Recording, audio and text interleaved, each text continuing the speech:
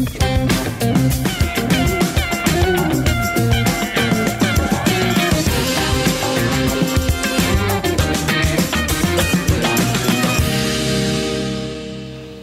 and good evening. I'm Melisa Idris. And I'm Sharaad. Welcome to Consider This, the show where we want you to consider and then reconsider the news of the day. Let's begin with news that the government is considering setting up a new oversight body to deal with possible misconduct in 20 law enforcement agencies. Now, the idea is to turn the current Enforcement Agency Integrity Commission, or EAIC, into the IPCMC, which will deal specifically with complaints against the police force. Now, the IPCMC, of course, stands for the Independent Police Complaints and Misconduct Commission. Right. So what's interesting about this is that, Melissa, we've had some debate, and there's been a failure, as it were, to push through the IPCMC at the last parliamentary session. But the government has vowed to continue the stakeholder conversations and engagements in order to realize this, and which I think is central to its own agenda as a reforming government. They are now saying, well, let's not just look at the IPCMC, let's look at the other 20 enforcement agencies that also need to have an oversight mechanism. The idea is that in all democratic societies, you build strong institutions, you will need every enforcement agency, which is itself a watchdog body, will need a watchdog. All right, so a watchdog for the watchdogs. Now, so in your eyes, Sharaad, this is good news, right? So because while I am against increasing bureaucracy, generally, this is good because what we want to do is make sure that there are checks and balances. There are, like as you mentioned, a watchdog to watch the watchdogs. Yeah, and it's about, it's not calling into question internal mechanisms, but it's about saying, well, those internal mechanisms can be gamed, if there's a culture develops within those organizations to protect their own and so on. These are things that happen everywhere in the world. Malaysia is not unique. So the best practices globally are, in fact, to create independent institutions that have an oversight responsibility. And I think, along with, of course, issues of a strong press that does good work, that does investigative work, university systems and academics are doing a deep dive into possible collusion, corruption, all those issues that these mechanisms are set up to thwart. Okay, so this is all part of the reform agenda that we so often talk about, right? So I guess small incremental steps like this will be good for the long-term strengthening of our institutions, of the reform agenda, of institutional reform that we so often talk about and wish to see more progress of. And also, of course, when talking about reform is the question of resistance to reform. We see that happening with the IPCMC.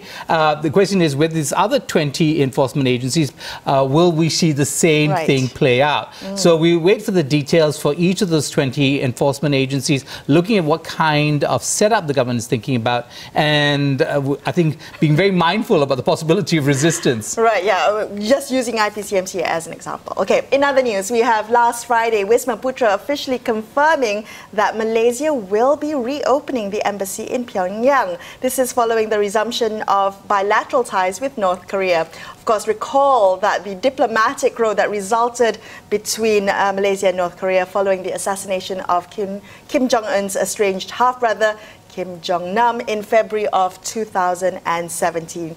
And I guess now we're looking to rekindle those ties. Yeah, I don't know about rekindling, but I think normalization is the word that's often used. Well, we suspended diplomatic ties when that incident happened, and now a resumption of that. Yes, so the North Korean embassy here is going to be reopened, I believe. And what's interesting about it is what it says about Malaysia's own policy abroad, right? So we had, as you know, as Iraq has recently experienced the assassination of a figure by a foreign power on sovereign land. In this case, it was Malaysia several years ago.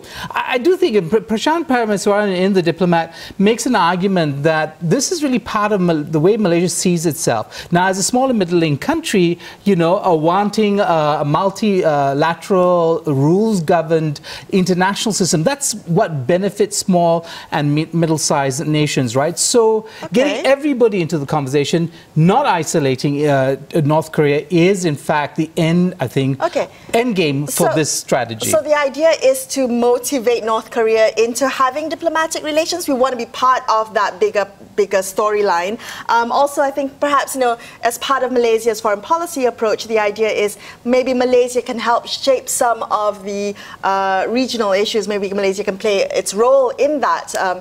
Given that we are small, but we have a relatively, I guess, good brand on the diplomatic stage. Yeah, in fact, we had the KL Summit, which proves that Malaysia has, and continues to want to punch above its weight, right? So that has been the strategy, and Dr. Mahathir has famously kind of pushed Malaysia to the forefront, despite our reasonably small size as a nation, and sought a public stage for his own views of the world. So, he's, as we said before, as commentators have noted, he's rather idiosyncratic in his approach to foreign policy. But in this case, there might be some real coherent logic to doing this. Do you think that this will go down well with the public, or do you think that most Malaysians tend not to care about foreign policy in their daily lives? Well, I think people do care about foreign policy, but it might be very specific to things like the Palestinian issue, or where there are co-ethnic issues, so, Sri Lankan Tamils here or Tamils in this country, and their view of, say, the Sri Lankan civil war conflict. All these things are there, but the question is whether we go beyond the emotive and reach a better understanding of the kinds of approaches, realists and so on and so forth, arguments that there might be about foreign policy approaches. Okay, in other news, we have the Pakatan Harapan government ministers having been asked to prepare report cards to evaluate their performance for the year 2019. Now, according to Putrajaya sources, the report cards will include assessments of the work done by the minister and the overall achievements of their ministry. These report cards are expected to then be presented to Tun Dr. Mahathir Mohamad at the cabinet meeting tomorrow. I think so far all but 2 ministers have submitted their 2019 report card to the Prime Minister. Yeah, what's interesting is some of the reports tell you that all but 2, but they don't actually name those 2 ministries. Yes, I know. We have to deduce ourselves. Yes, well, I think the other thing that interests Malaysians is whether we're going to see some of the cabinet ministers removed from office because of the perception that they've underperformed. I think at this point in time, I mean, that's still moot. What seems to be, what the Prime Minister seems to be intimating is that there might be a swap around rather than removals of individuals. Sources have said that a snap reshuffle could happen involving 2 or 3 posts. Now, the question is, will the kind of report card tallies be directly related to the posts that are being considered for a change? Now, I don't know whether this is a good thing, because often, report card tallies may not be reflective of how well a ministry is doing. As we talked about earlier, reform takes longer than just 1.5 years or 1 year. And it may not look as sexy on a report card, but it is instrumental to creating a true change in Malaysia. Right, and because the ministers and their ministries might have a much more rosy, perspective of their own performance. So if you take the resignation of Dr. Mazli Malik recently, I mean, his report card would have been glowing, but his removal obviously was calculated in terms of larger issues. There was a report since denied that it was because Mazli was planning to reopen a Saudi-backed peace center, or a counter-terrorism center. Now that's been denied, but there's very interesting dynamics. Some of them might have to do with political parties themselves and the dynamics there, not necessarily just your performance in the ministry. You know what I want? I want these report cards to be publicly available, which I'm sure most of them are, but also to be fact-checked, right? So let's not take the report cards at face value. Let's go and check whether they are truly, being delivered by said ministries. Okay, all right, we're going to come back and take a closer look at the bushfires in Australia after this on Consider This. Don't go anywhere.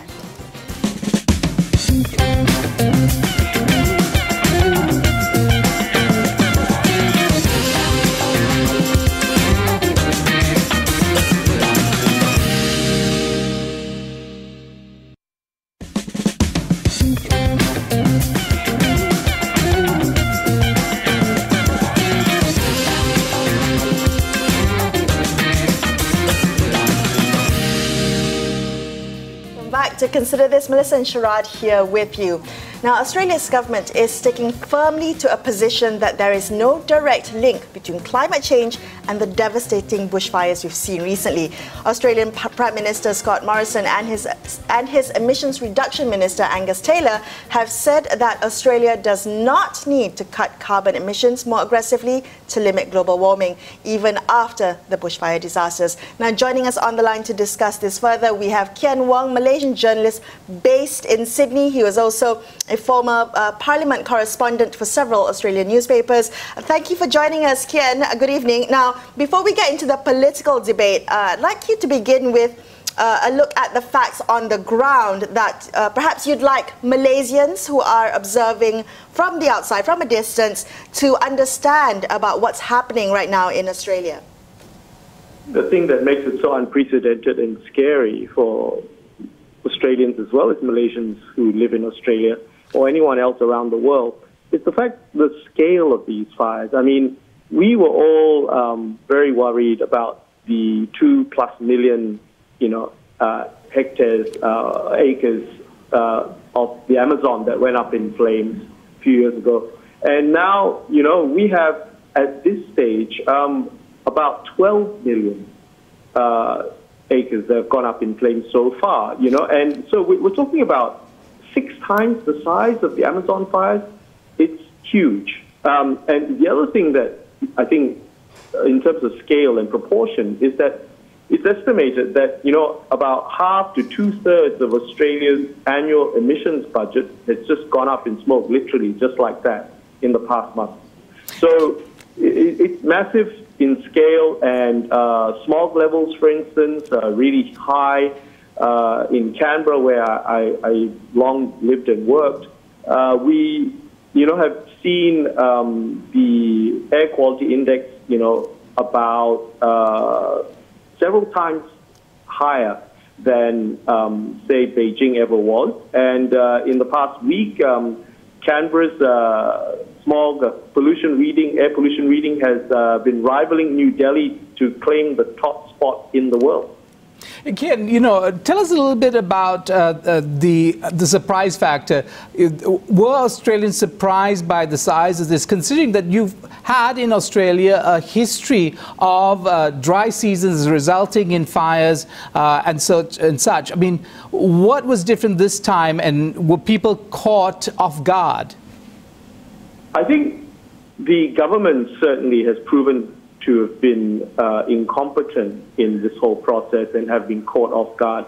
Federal government, state governments as well, by the looks of it. The scale of it, I think, would have caught a lot of people by surprise. But on the other hand, we've had climate change reports, federal climate change reports, Australian government environment reports, scientific bodies that are Australian government, even the Australian Bureau of Meteorology have been predicting and forecasting extreme weather, dry conditions, out-of-control fires for the best part of a decade already.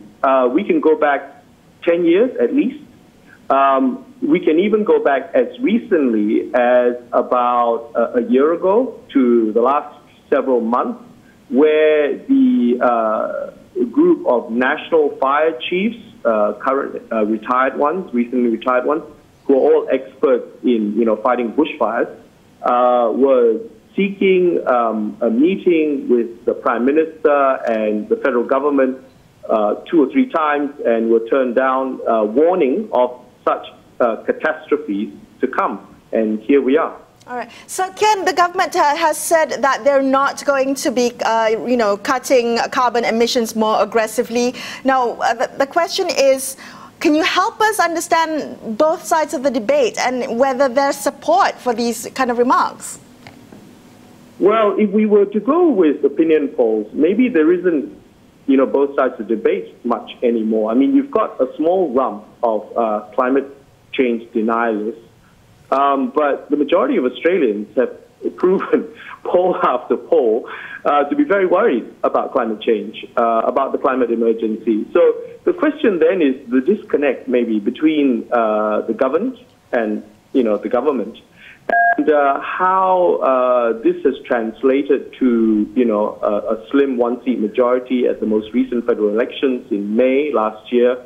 And, how the Prime Minister himself, Prime Minister Morrison, has been among those leading climate change deniers of recent times. And, his mandate, of course, is very slim.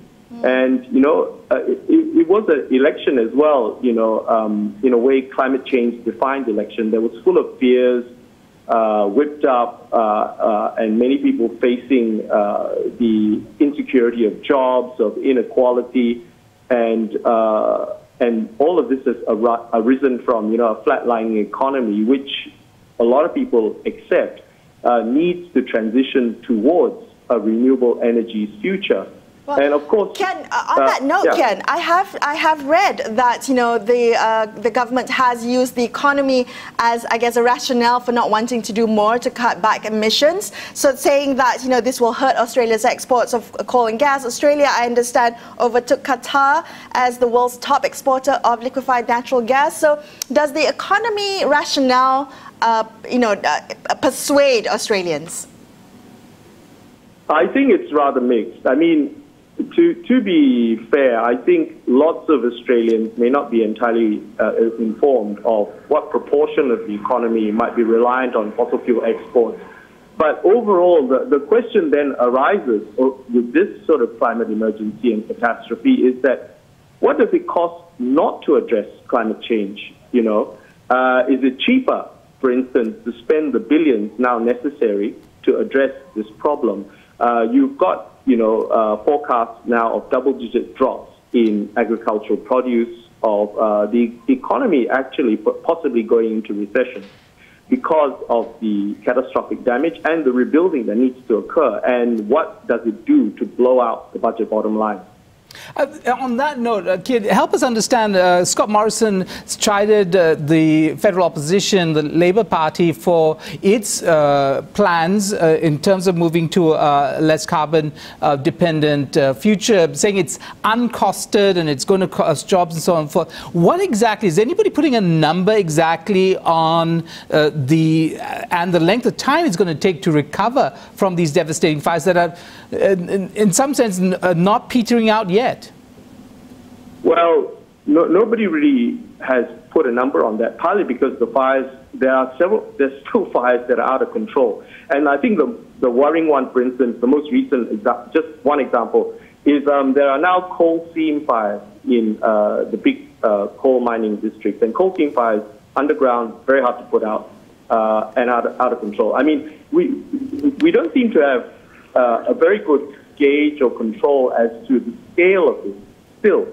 But I think the impact on the economy is very real, and the government needs to come to terms with many reports of its own experts over the last decade, where the cost is huge if you don't address the climate emergency, the climate change problem, rather than put it off, and now you have the catastrophe, and it will take billions to rebuild. And then there's the question of is any of these areas now insurable?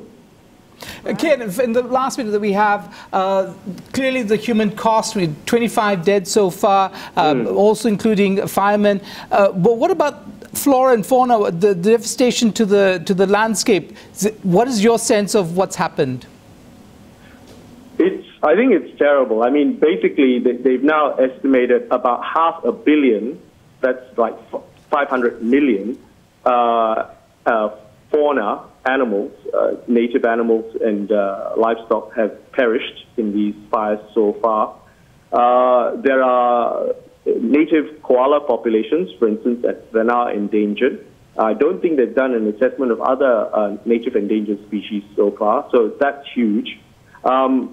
The question is, of course, with the ongoing drought, how many generations will it take to regrow these forests? I mean, for me personally, I feel very sad that the only bush and the bushwalking that my kids have ever known in the south coast of New South Wales are gone forever. I mean, all we have now is black scorched earth.